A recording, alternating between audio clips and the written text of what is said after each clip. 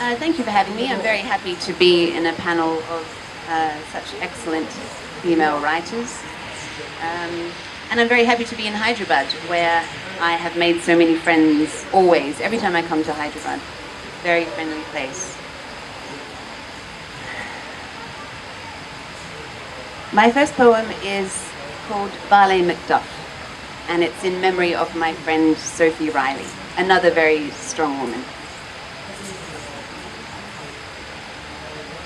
I can see her stretch across the hillside, long as I am long, angry as I am angry, considering the question of survival. Long ago she learnt how to resuscitate a throttled creature. The stars are subdued. Her hands rest like models cast to receive the air. Before this, she was blonde. Before this, she was terrified.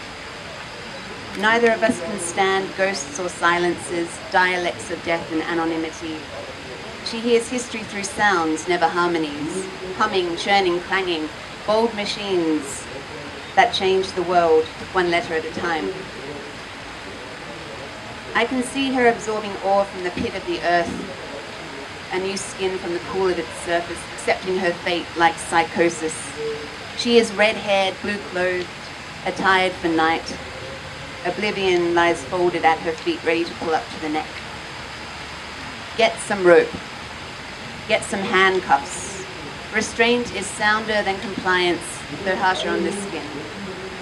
First recall fags made from doubts of the street, then savor the night's last smoke illuminating her eyes, and her eyes illuminating it, and the stars, she says, are turning yellow as cloth, ready for rough stitching like a stigma over the heart. Reprieve is an accident that needs rinsing from stolen hospital sheets. The antidote to whatever screws the vice outside comes from the clockwork of friends, the conviction that she is who she is, but needs the uniform to prove it, a qualification to shout down the war between faculties. With the world as it is, articulation is a rebellious act. The world as it is, or chemical restraint dispensed from the needle the size of a paring knife. At the least, they numb her. She requires countless piercings to stop her blood from rising up. At the most, they oblige her. She remains conscious, politely asks for some fucking rope, demands handcuffs. She affirms her right over her body and the space near and around her body. In transition rests the holy trinity of psychiatrists, whose gift-wrapped blister packs outshine the remedy of the socialist world. Get thee to a lawyer, she'd have told Ophelia. Attempts to regulate her volume just makes it natural and louder.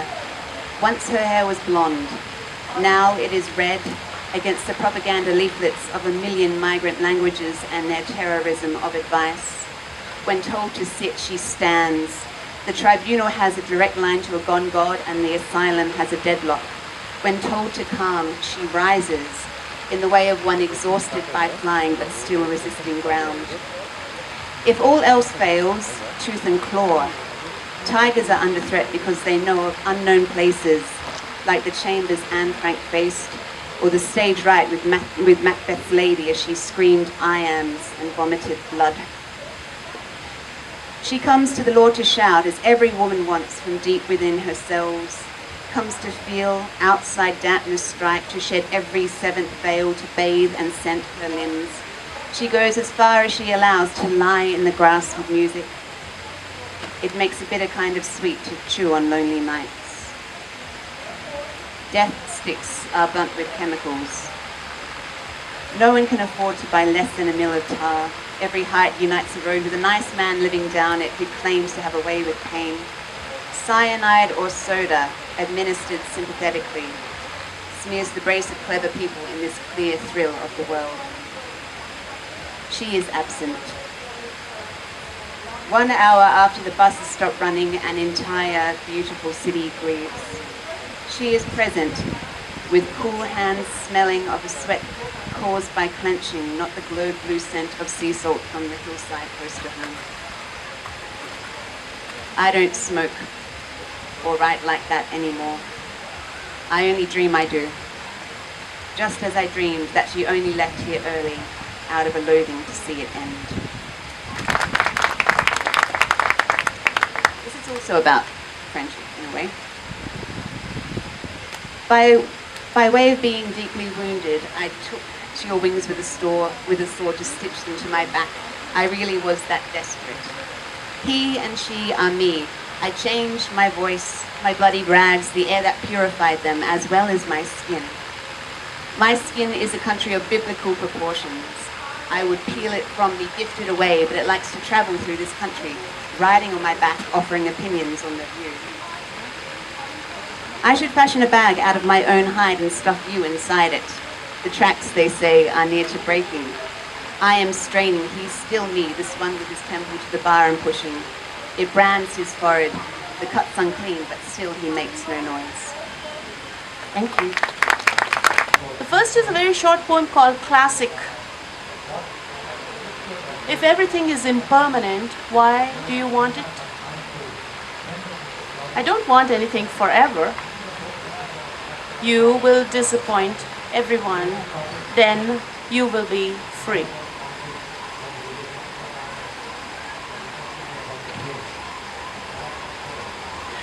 The next poem, slightly longer, called Epitaph.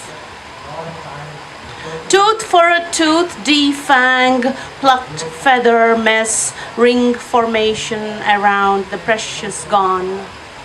We, the child of you and me. Two roots anchored each other, each both tree and soil.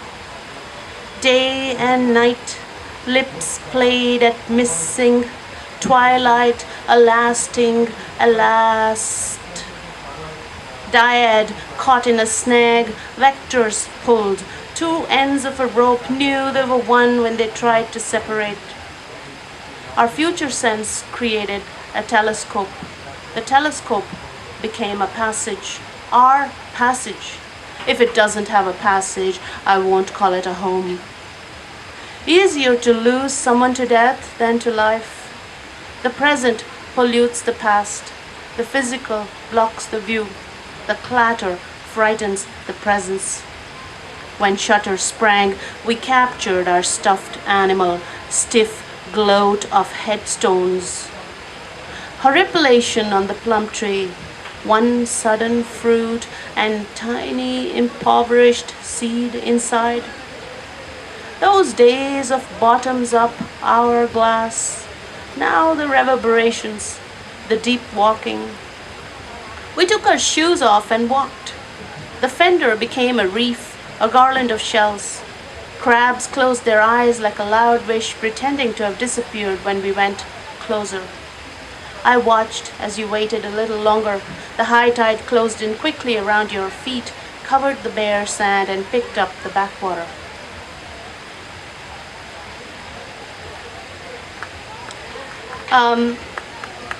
This poem is called Midas. Midas, a casino in Vegas. There is a casino in Las Vegas called Midas. Talk to me, goldfish. Where is Titanic? Fancy a gold apple, it's greed only if you're hungry. Lady Luck just wants a fuck. You don't need no PhD in alchemy.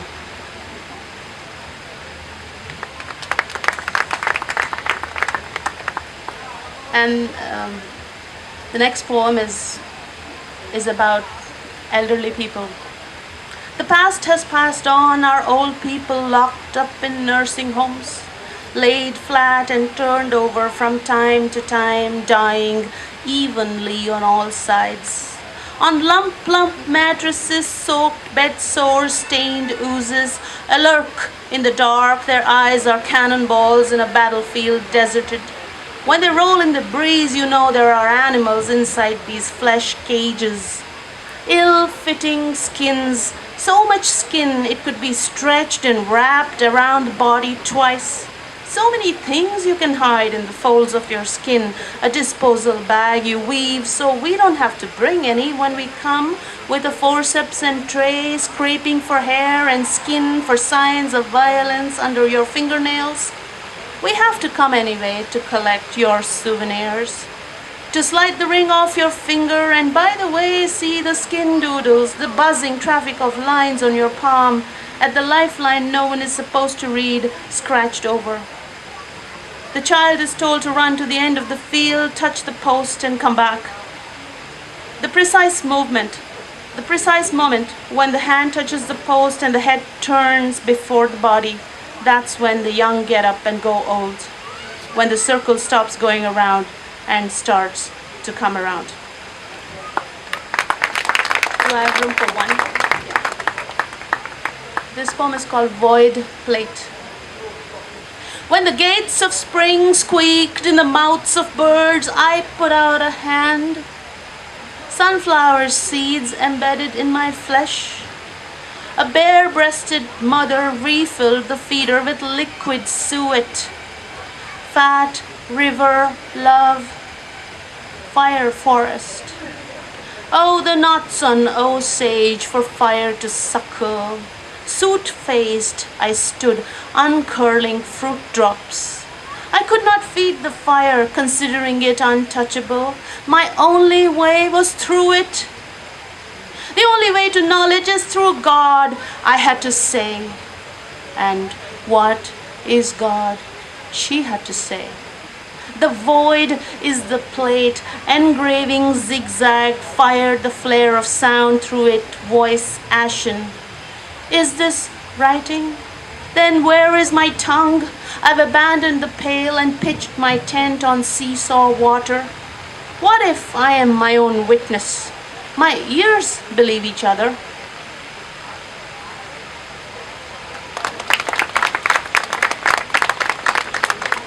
Thank you, Mani. May I now request Ms. Shanta Acharya to read her poem. Good afternoon. It's absolutely wonderful to see you all here. And thanks to the Hyderabad Literature Festival for having me here. I too would have liked to have heard Arun Shuri, but so I'm really grateful that you are all here and not there. So I thought I would start with a poem. There's a lot of talk about walls in the media recently, but I wrote this poem from the wall standpoint some time ago. It's in my new and selected poems, which has just appeared. It's been published by HarperCollins in India. A wall is an idea defining the limit of our perception. Our skin is a living wall, each cell pulsating with vision, tells us who we are. Invisible walls protect us. The Earth's atmosphere wraps it in a shawl of gases. It is not for nothing. Homes need walls, niches, arches, doors, windows for dreams, laughter, disappointments. Walls within walls are pilgrim souls, keeper of secrets. Walls revel in disguises, come in many shapes and sizes, prefer to remain anonymous, take several aliases. Being a wall means perpetually adjusting your vision. Yet a wall is never beyond redemption. When a wall lies between you and your dreams, turn it into something else. Let it take wings.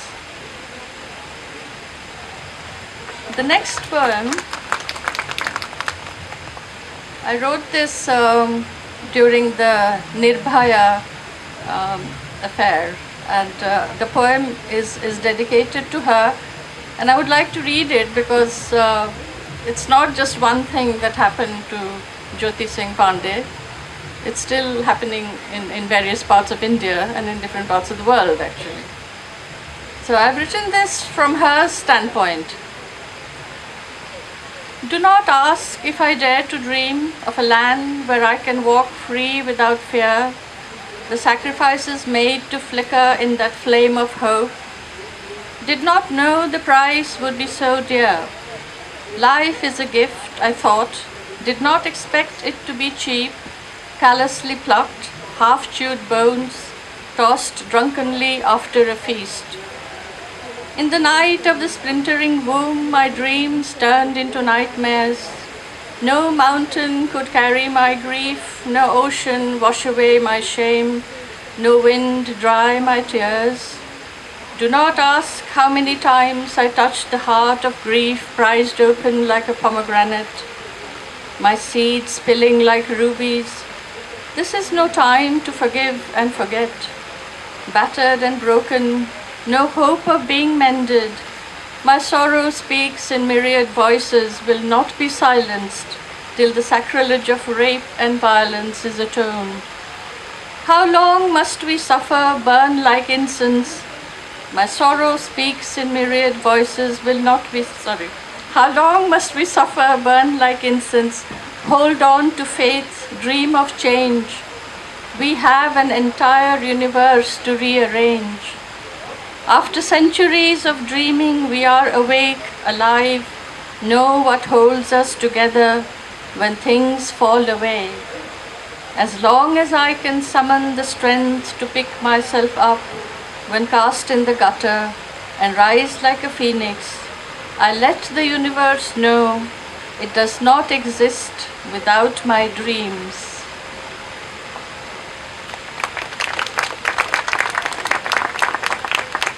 Thank you. The next poem is it's called What You Don't Know. And I feel that at least in my life, I realize that what I don't know and what we as a race don't know seems to have a lot more relevance than what we do know. Because we do know a lot, but what we don't know seems to influence a lot of things in our lives. And I'll give you a few examples which I sort of, because people often ask me, because I thought I would, having done a DPhil in English, I would end up in academia, but there were no jobs at that time anywhere in the world. I never got a job after a DPhil in English from Oxford. So I went into investment banking. And there I learned, because that's the only job I got. So there I learned that what you do know about the stock markets, that what is you don't know, what people don't know, is far more important, because that influences how prices move. And then in Hindu philosophy we have the definition of God, which is neti neti. So the moment you define something, that is not God. And so somehow the two things came together, and so this poem happened. It's called What You Don't Know. And I wrote this long before Donald Rumsfeld sort of came out with his knows and not knowns. It's a process of knowing you don't know, acknowledging that others might know, though they don't know that you don't know. Wisdom comes when you can forget what you know, when you know your parents, friends, lovers, well-wishers, even your enemies, your best teachers, don't know. For what is worth knowing is what you don't know. Some people are born plain lucky. They sail through life without knowing they don't know. And not knowing they don't know what is worth knowing protects them from a lifetime of unknowing. For most of us, there is a price to be paid. Most of us get damaged, more or less, in the process, and end up knowing what is not worth knowing. How are we doing with time? Okay, I'll finish with one short poem, and this is called Somewhere Something. We travel not to explore another country, but to return home fresh, bearing gifts. Our lives, the airports we fly from, our bodies and souls, maps and compasses. Days, the journeys we make, past the continents we leave behind. Surely there is somewhere something that justifies our coming and going. Isn't that why we seek a sign from each other of experiences worth dying for, as we commune with love under starlight, brittle with frost and the sharp taste of blood. Let's fly free, not nailed to a mast, see the universe with new eyes, not blinded by shadows that light casts. Thank you very much for your time. Now may I please request Tishani to present her poetry. Hi, I'm sorry to be late. It's the first time I'm giving a poetry reading straight from the airport. I'll start with a poem from my new collection called Girls Are Coming Out of the Woods. It's called Contract, and it's a poem from me to my reader, where the poet features as a mosquito. So, Contract. Dear reader, I agree to turn my skin inside out, to reinvent every lost word, to burnish, to steal, to do what I must in order to singe your lungs. I will forego happiness, stab myself repeatedly, and lower my head into countless ovens. I will fade backwards into the future and tell you what I see. If it is bleak, I will lie so that you may live seized with wonder. If it is miraculous, I will send messages in your dreams, and they will flicker as a silvered cottage in the woods choked with vines of moonflower. Don't kill me, reader. This neck has been working for years to harden itself against the axe. This body, meager as it is, has lost so many limbs to wars, so many eyes and hearts to romance. But love me, and I will follow you everywhere, to the dusty corners of childhood, to every downfall and resurrection, till your skin becomes my skin.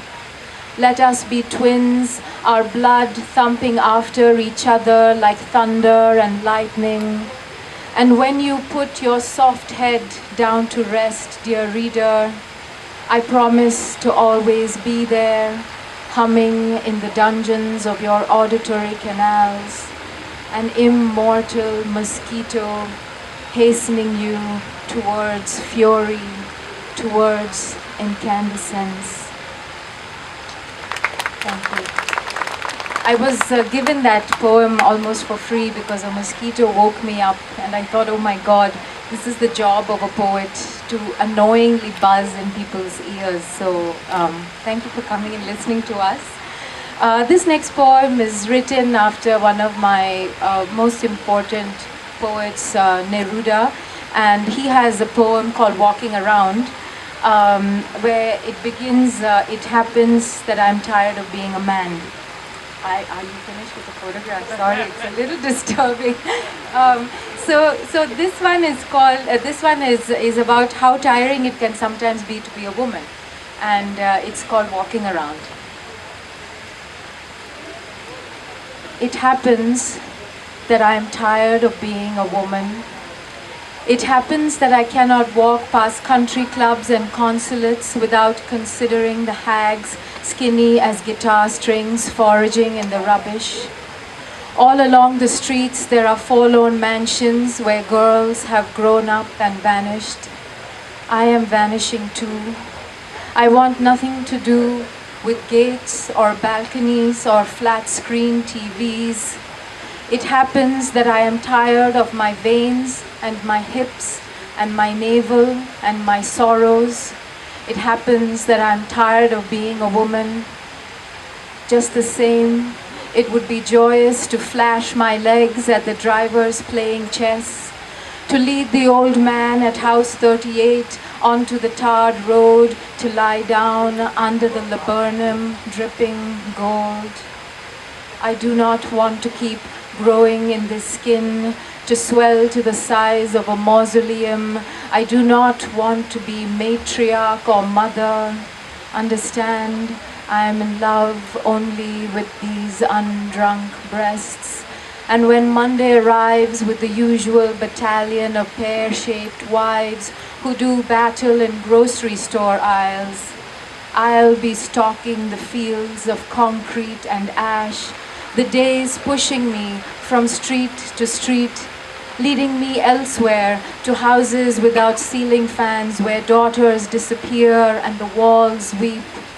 I will weep too for high-heeled beauty queens, for chickens in cages. I will walk with my harness and exiled feet through cravings and renunciations, through heaps of midnight wreckages where magistrates of crows gather to sing the same broken song of unforgiving loss. Thank you. I think I'll read a new poem if I have it, or maybe I don't. Okay. No, I do. The other day, I live on a beach in Tamil Nadu, and I found a duck on the beach, which was a very strange creature to find on the beach, I think. And I picked it up trying to save it. And something about that reminded me of a kind of fragility. And then I was also listening to this soundtrack of a movie that I watched many, many times, slightly embarrassed to admit it, but it's Dirty Dancing. And when I was 14, I had a big crush on Patrick Swayze. So this poem is about being 14 a bit, I think. And you don't need a PhD in Patrick Swayze to get it, but if you know more about him, you will understand some of the nuances of this poem. So it is called Ode to Patrick Swayze. At 14, I wanted to devour you. The twang, the strut, the perfect proletarian butt in the black pants of you. I wanted a man like you to sashay into town and teach me how to be an aeroplane in water. I didn't want to be a baby. I wanted to be your baby. I wanted revenge. I wanted to sue my breasts for not living up to expectation. I wanted Jennifer Grey to meet with an unfortunate end and not have a love affair with a ghost. At 14, I believe you'd given birth to the word preternatural. And when mother came home one day, waving her walking shoes, saying, I lost my soul in the Theosophical Society, I wanted to dance as recklessly as the underside of that shoe.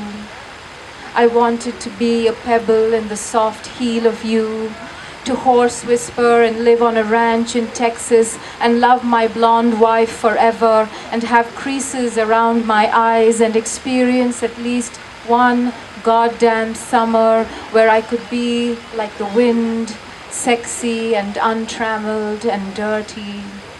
And it was only after I found my own Johnny and got rid of him, only yesterday when I rescued a northern shoveler from crows on the beach, his broken wing squished against the crockery of my ribs, only after setting him down at the edge of a canal where he sank into the long, patient task of dying, that I realized what I'd wanted most was to be held by someone determined to save me, someone against whom I could press my unflourishing chest, who'd offer me not just the time of my life, but who'd tear out reams of his yellowing pancreas and say, here, baby, eat.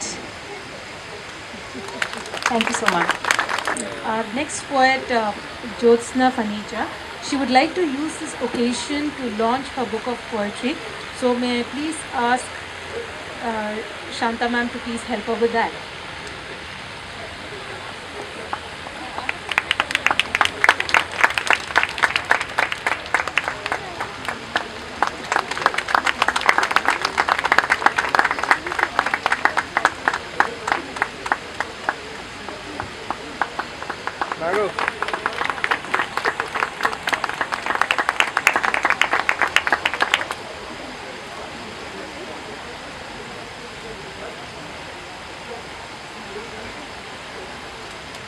Thank you so much, Hyderabad Literary Festival, for including me in the poetry reading session.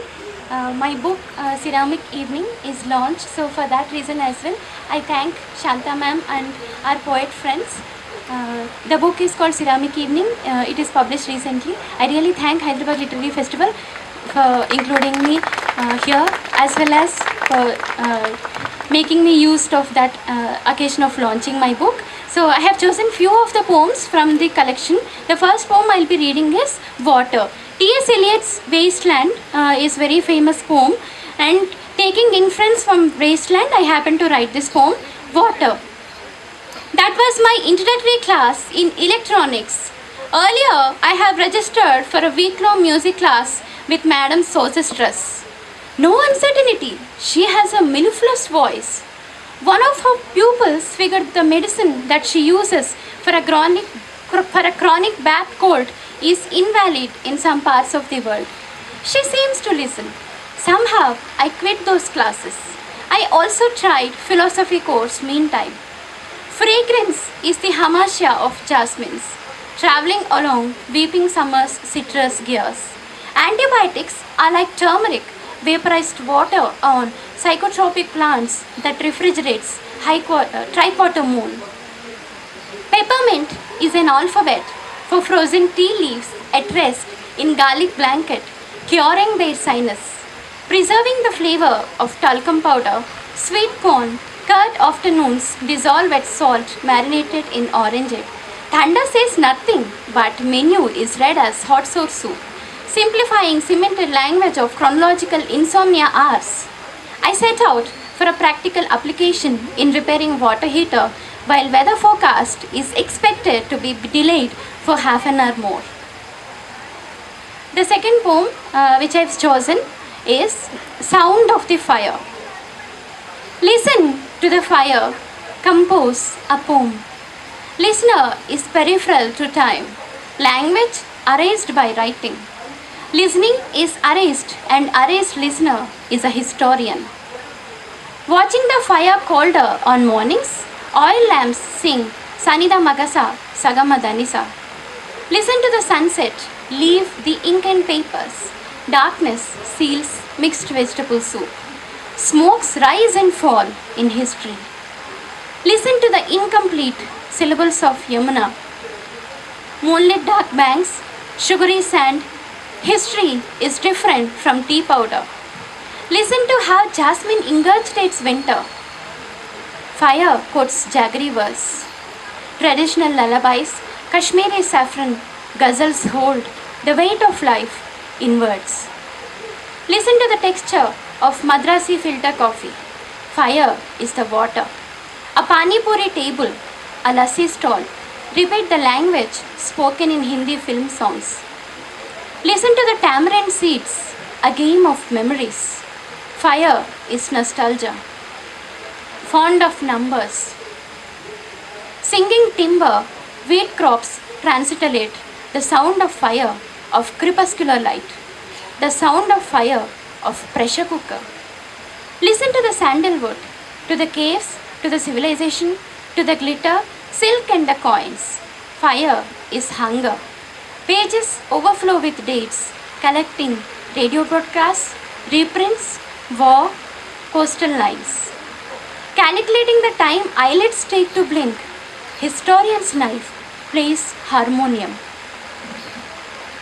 The third poem which I have chosen is called Banjara Hills, because the event is happening in Hyderabad and Banjara Hills is part of it. I happen to write a poem about Banjara Hills. Banjara Hills, the name implies that the tribals happen to be the inhabitants of this land and they are forced to be evicted from the land. So the name is still there, but the original inhabitants of the land are not gaining what they really deserve. So taking the backdrop from this, I happen to write this. Banjara Hills, Cologne hotels and chandelier malls, studios and star homes, dust and fashioned enterprises for years harbor the perforated past. Songs of the unwritten language, stories of dance, disappearance of mirrors once lived, occasionally greet the untested history. Hills still prosper. The names hunts the hunger. The next poem which I've chosen also is a shorter one. Unrecorded alphabet. Ophelia is the famous character in Shakespeare's play. Taking Ophelia's character, I happen to write this. Sticking dust unseen on her red nail polish, fingers to find the alphabet from the mistakenly sequenced keyboard. Ophelia took hours for typing the love letter. The spell check and layout properly worked. Schizophrenic, the age is. We are one in ghostly hours. She emailed her blocked account. I have time? Yeah, so I still have some time. This is also another short poem. It's pickles. Pickles. We make pickles of all seasons. Squeeze the colors and taste. Our cities dwell in pickles made by us in cartographic kitchens. They sweep the words, many times eavesdrop. The onion sulfur, archaic mysteries in the calligraphy of spices. The new generations inherit them like old ancestral diseases.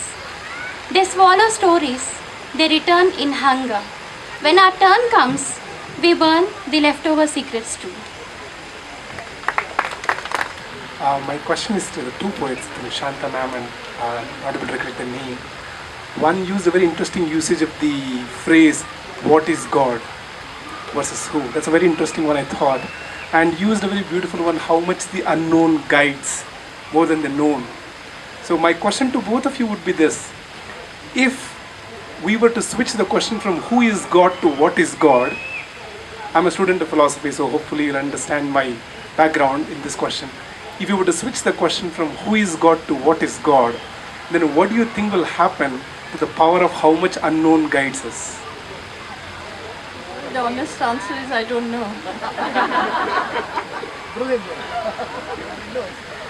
I don't know either. My question was, what is God?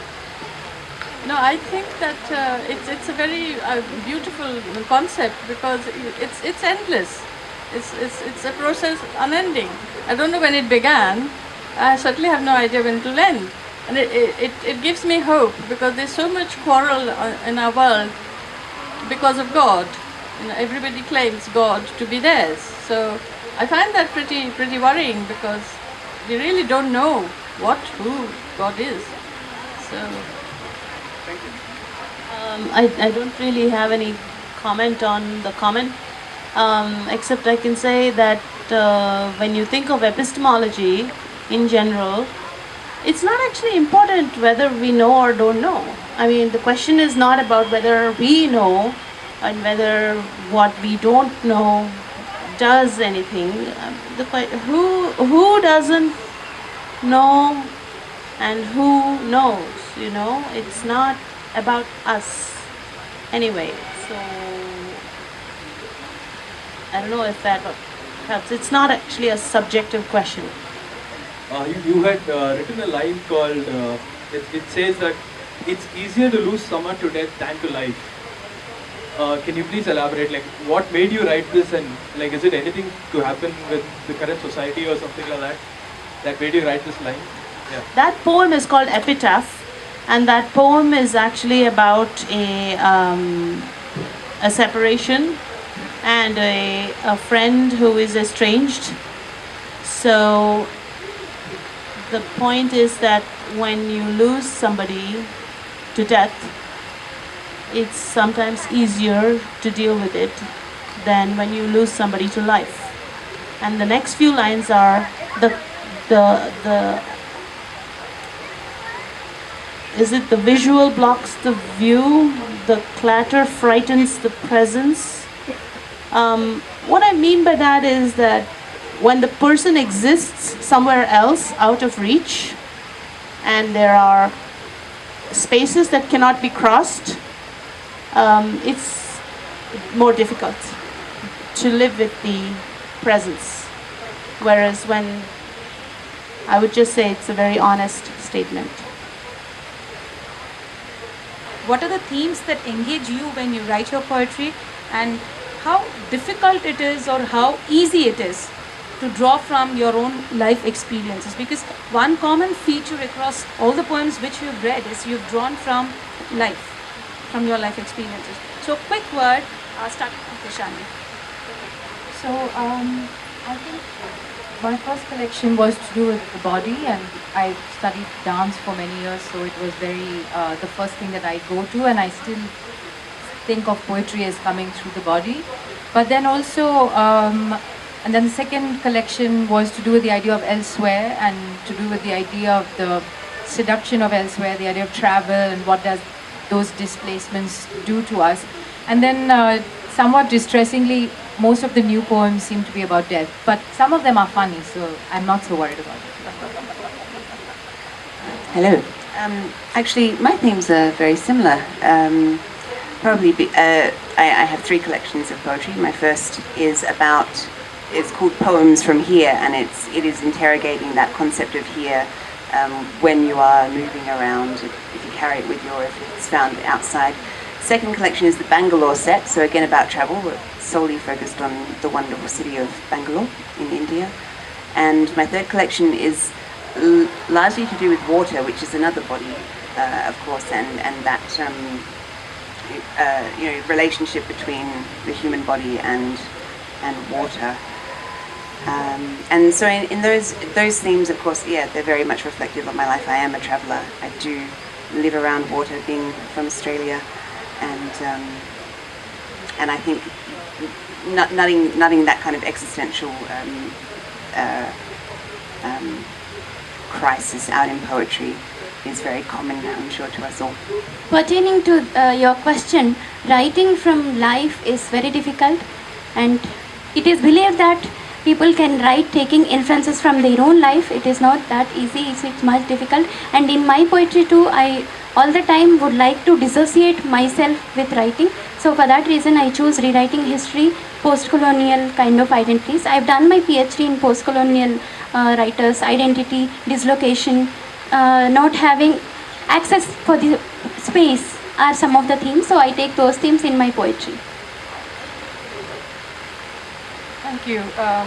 I find that the poems actually come to me and they demand to be written, and they can be on any range of subjects that I just have to write about it. It can be about human suffering, about the status of women.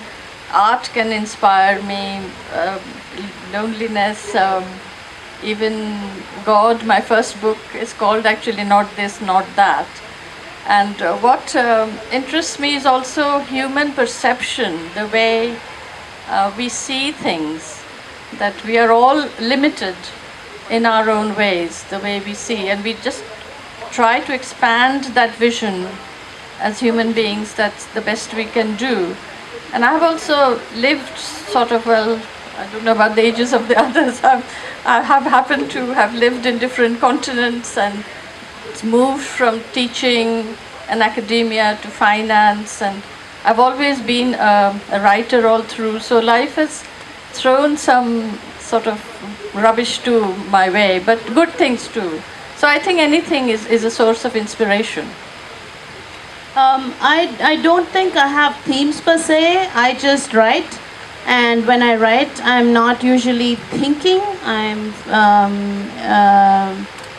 I'm writing something, and after a lot of writing, I might keep a line or two later when I edit. So I guess the best answer to the question is in this in the last poem that I was reading, where I say, "The void is the plate, engraving zigzag, fire the flare of sound through it, voice ashen. Is this writing? Then where is my tongue? I've abandoned the pail and pitched my tent on seesaw water." Thank you very much, and thanks to the organizers of the Hyderabad Literary Fest for having provided this kind of a space and this kind of a platform where it becomes possible to discuss women in poetry. Thank you very much.